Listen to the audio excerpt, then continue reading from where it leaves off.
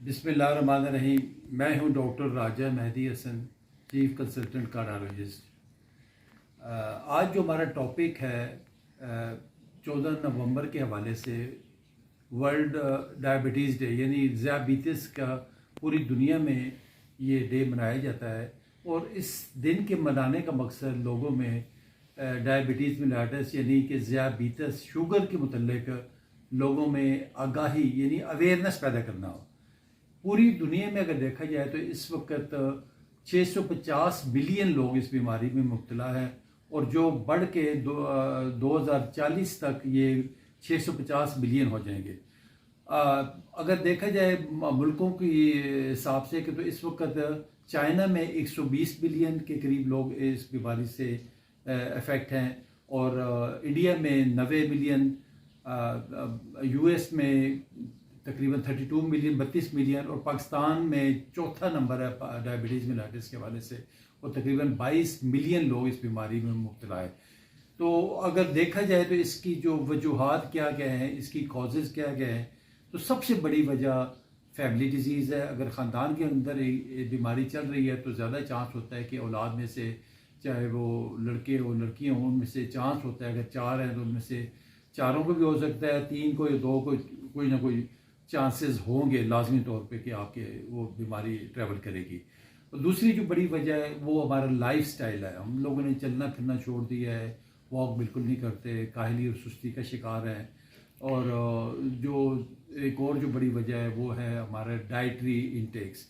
जो खाने पीने में हम देखें शुगरी प्रोडक्ट्स जितने भी हम लोग शौकीन हैं, उसके मीठे के शौकीन होते हैं बहुत ज़्यादा। और जो प्रोसेस्ड फूड है, जो स्पेशली जो बाज़ारों में मिलते हैं आपके रेडीमेड डब्बों के अंदर मिले हुए हैं, प्रोसेस्ड जूसेस हैं, और जो एनर्जी ड्रिंक्स हैं, फिजी ड्रिंक्स हैं, ये सारे ख़तरनाक चीज़ें हैं, ये सारे शुगर का बायस बनते हैं।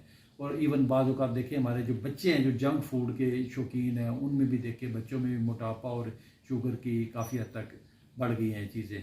तो ये वो चीज़ें हैं कि जिसको कंट्रोल करके आप अपने आप को शुगर से बचा सकते हैं हम लोग।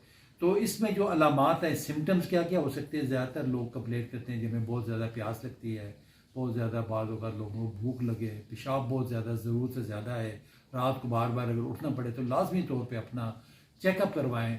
और उसमें सिंपल सा टेस्ट होता है, अपना शुगर का ब्लड शुगर टेस्ट आपने करवाना होता है। और उसमें जो बग़ैर नाश्ते वाली शुगर है वो आपकी 100 से नीचे 100 मिलीग्राम पर डेसीलीटर से कम होनी चाहिए। और नाश्ते के बाद जो है ना वो 160 हम लोग रखा हुआ है टारगेट इसका, 160 मिलीग्राम से कम होने चाहिए। और फिर अगर शुगर डायग्नोज हो जाए तो हर 3 माह के बाद टेस्ट होता है HbA1c, वो भी कोशिश करनी चाहिए कि 6.5 मिलीग्राम पर डेसीलीटर से वो कम होना चाहिए। तो इसमें अगर ये बीमारी कंट्रोल ना हो तो इसमें कॉम्प्लिकेशन होने का ख़तरा रहता है। कॉम्प्लिकेशन यानी कि इसके मुज़र असरात क्या क्या हो सकते हैं, ज़्यादातर वो आपके जो हार्ट अटैक का ख़तरा रहता है इसमें, क्योंकि ये मेन रिस्क फैक्टर है हार्ट अटैक का। और अगर शुगर की बीमारी डायग्नोज हो जाए तो डबल चांस होता है हार्ट अटैक होने का। तो इसलिए इसको कंट्रोल रखें और अपने आप को हार्ट अटैक और उसके जो हार्ट की मुख्तलिफ बीमारियाँ हैं, एंजाइना है, और उससे मज़ीद कॉम्प्लिकेशन से अपने आप को बचा के रखें। गुर्दों पे बहुत ज़्यादा इसके मुज़र असरात होते हैं, गुर्दे फेल हो जाते हैं, और kidney disease, chronic kidney disease हो सकती है। उसमें आप सारी ज़िंदगी अद्वियात के ऊपर होते हैं, या फिर डायलिसिस और रीनल ट्रांसप्लांट की तरफ भी बाद औक़ात जाना पड़ता है। फिर हेमरेज, बाद औक़ात ब्लीड कर जाते हैं लोग शुगर की वजह से। फिर इसमें ये होता है कि आपकी आंखों पे असर इसका होता है, और लोग इवन ब्लाइंडनेस तक, अंधापन भी इससे हो जाता है। एक और जो इम्पोर्टेंट चीज़ है इसकी वजह से पॉलीन्यूरोपैथीज़, स्पेशली जो न्यूरोपैथीज़ हैं वो यानी कि नर्व्स जो होती हैं वो उसकी वजह से उनमें तंगी आ जाती है, और जो आपकी टांगें हैं, हाथ में सुन्न हो जाना, उनमें जलन पैदा होना, उनमें बर्निंग सी सेंसेशंस होती हैं, ये सारी इसकी वजह से होती है। गुर्दों पे असर हो तो उसमें वो भी नेफ्रोपैथी उसको कहते हैं। इसी तरह आइज़ की पैथी होती है, और ये सारी चीज़ें मतलब इसके अनकंट्रोल होने की वजह से होती हैं। तो इसको अगर आप विद इन लिमिट रखें और कंट्रोल रखें तो आप मज़ीद बीमारियों से बच सकते हैं और अपने आप को भी आप खुशहाल रख सकते हैं।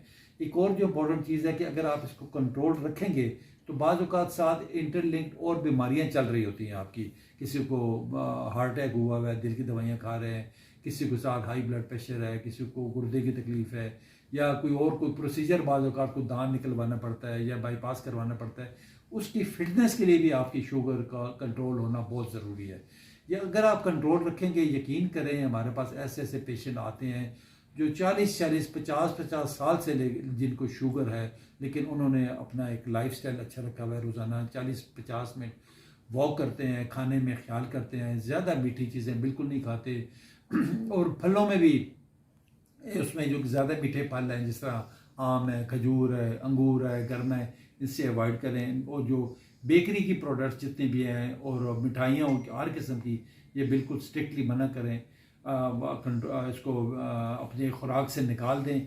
और साथ अगर ब्लड प्रेशर या और कोई ऐसी भी उनको भी कंट्रोल रखें, तो मैं समझता हूँ कि आप अपना अच्छी सेहतमंद और खुशहाल ज़िंदगी गुजार सकते हैं। Thank you very much.